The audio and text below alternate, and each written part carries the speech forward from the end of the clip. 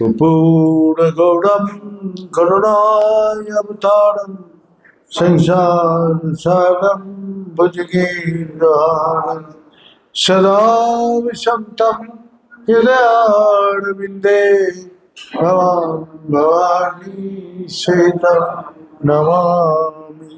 तमेव माता सुपिता तमेव तमेव बन्धुश्च सखा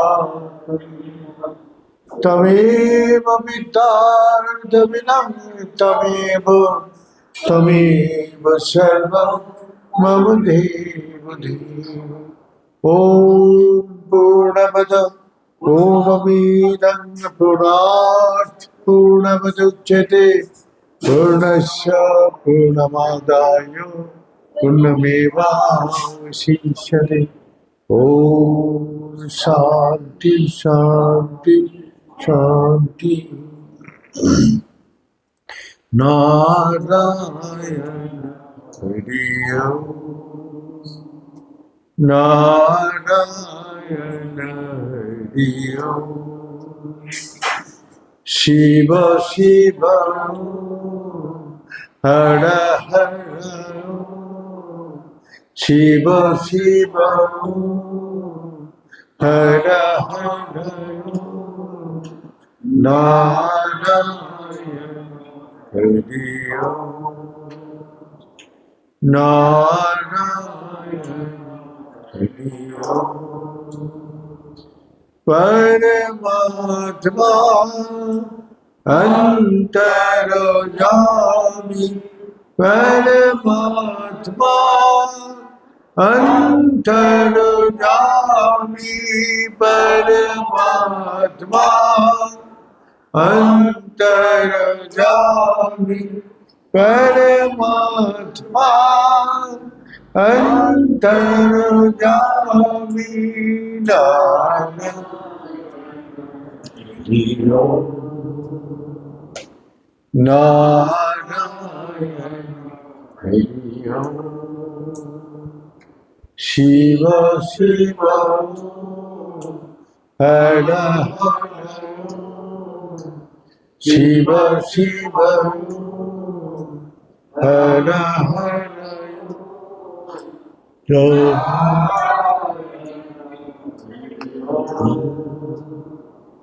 नारायण हरि ओम नारायण हरि ओम।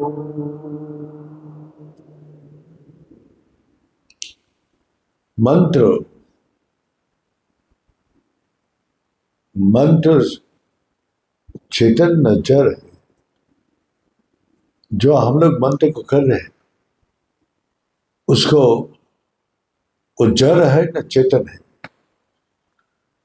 कि जैसा बीज है, बीज का तोड़ ताड़ के देख सकते हैं उसको चेतना शक्ति।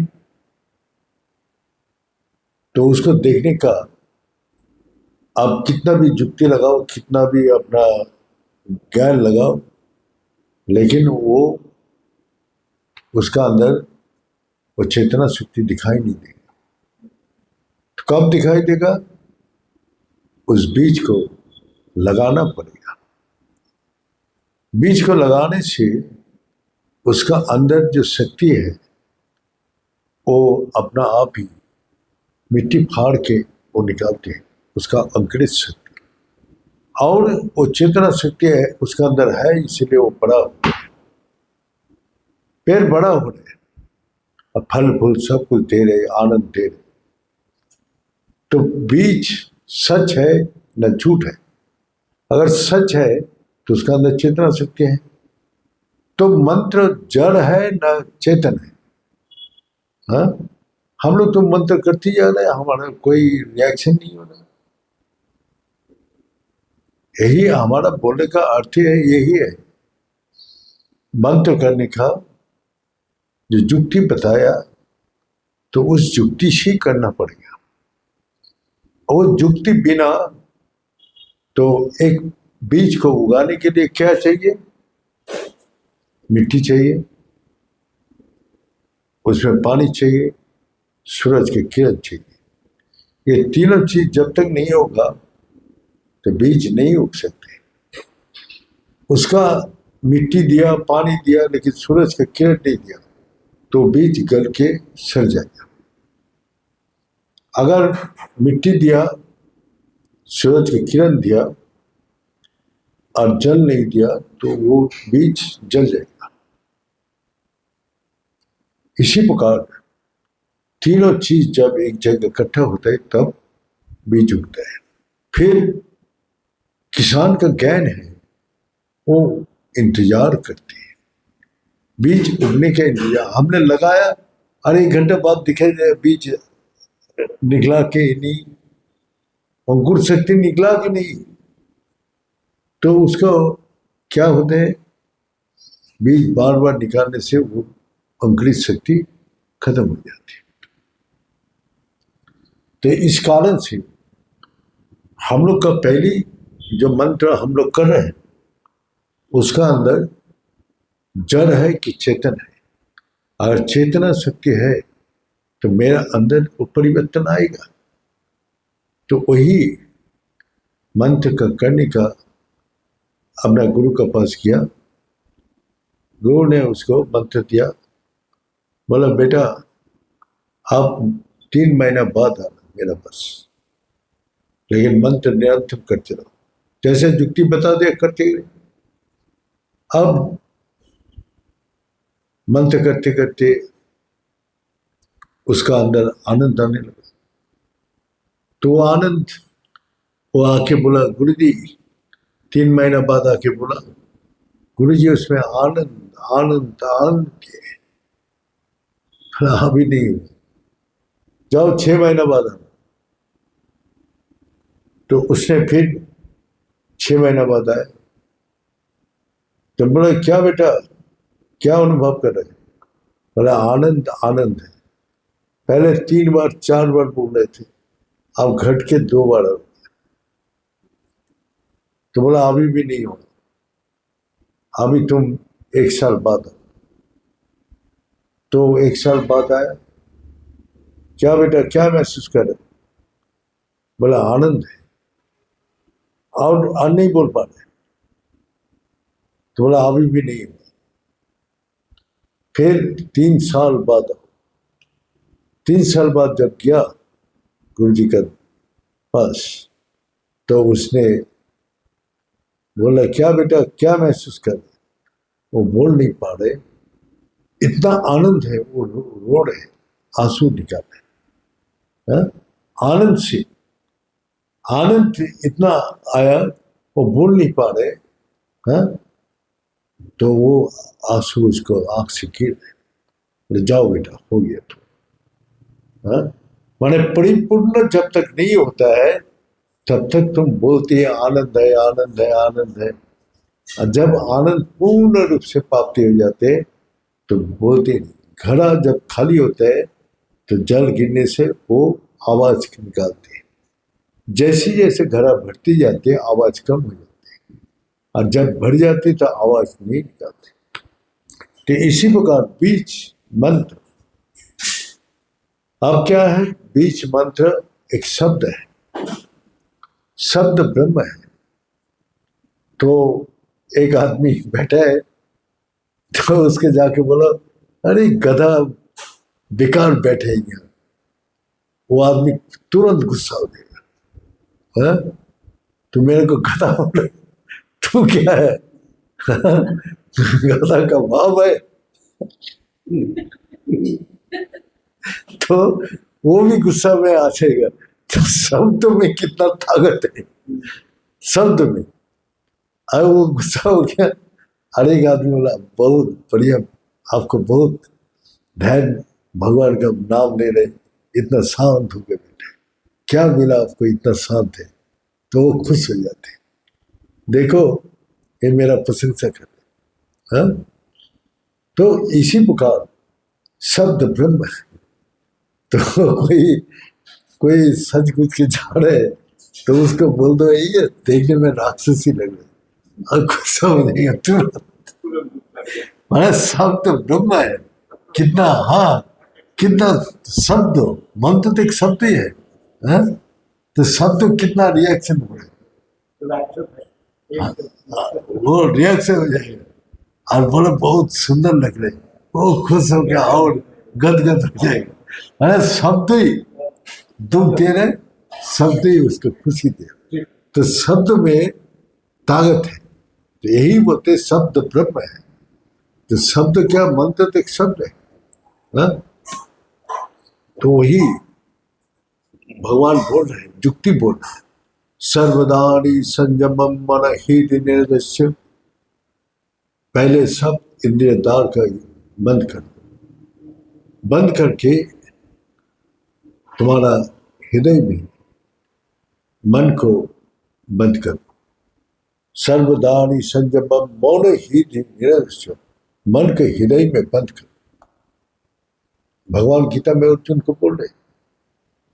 अब अर्जुन को समझ में नहीं आ रही भगवान ये क्या बोल रहे हैं। तो सबको द्वार को कैसे बंद कर, जैसा आंख बंद कर लिया, लेकिन अंदर का एक आंख बाहर का देख रहे, इमेजिन कर रहे कि भाई गला के आवाज से सुन के आपको पता चला वो आदमी आया। तो अब उस शब्द से कान बंद नहीं होता है, हा? लेकिन जब रात को आप सोते हैं, आंख भी बंद होते हैं, कान भी खुला होता है, लेकिन कोई सुनाई तो देता नहीं, दिखाई भी नहीं देते। तो उस टाइम कैसे होता है, कहाँ जाते हैं? तो वही हृदय में मन बंद हो जाते। हृदय में मन कैसे बंद होगा ये समझ में नहीं आते। तो इसीलिए मन कहाँ से बनते हैं और कहाँ लय होते हैं। जैसे पानी का लहर उठता है, तो पानी का लहर कहाँ से आ रहा है? वही पानी से हवा लगने से लहर उठ रही है। जब तूफान चलते है तो देखो लहर कितना ऊंचा ऊंचे चलती है, हवा बंद हो गया तो वही लय कहाँ लय हुआ? पानी में ही लय हो गया, ना बाहर जाकर लय हुआ। तो पानी से ही उठता है और पानी में ही लय होता है। तो मन को हृदय में बंद कर,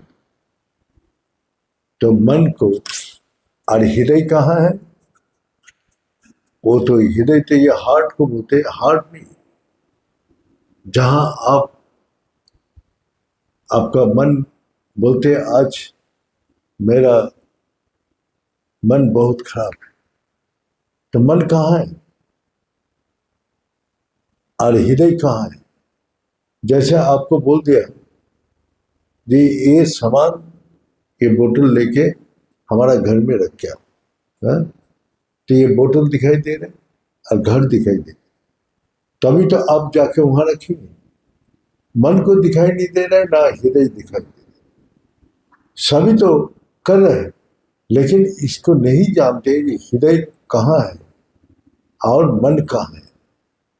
तो मन का क्या, वही वायु का साथ क्या चलते, इच्छा है, कामना वासना हमारा मन का ऊपर जब चलते हैं तो मन ऐसे चिकचक चलते हैं, संकल्प विकल्प में चलते हैं। जब ये स्थिर हो जाते, जब इच्छाएं नहीं होते, जब रात को सोते टाइम सब इच्छा छोड़ देते, जो होगा कल करेंगे, तो उसी समय वही मन प्राण में लय हो जाती। तो प्राण से उत्पत्ति हो रहे और प्राण में लय हो रहे। तो इसी प्रकार जब आप साधना करते हैं कि जब भगवान का नाम मंत्र लेते हैं तो क्या बोलते हैं उसको, ओंकार को व्यवहार करो, व्यवहार एक अक्षर ओंकार को व्यवहार करो। भगवान गीता में अर्जुन को बोल रहे हैं, सब द्वार को बंद करके, मन के हृदय में बंद करके, एक ही अक्षर है जिसको तुम ओंकार को व्यवहार करो। अब व्यवहार कैसे करोगे? ओंकार का व्यवहार कैसे होगा? तो वो खैर वहां ही बोल रहे हैं, जो या भी बोल रहे तैल धारा विवाद छिन्न दीर्घ घंटा न्यानवत। उपनिषद में बोल रहे जो तैल धारा कब अभी जब कंटिन्यू चलते हैं तब छेद नहीं होता है, तेल का धारा छेद नहीं होता है। घंटी का आवाज वो टंग करके आवाज किया तो वो दूर तक वो ही जा जाए, बीच में ब्रेक नहीं हो।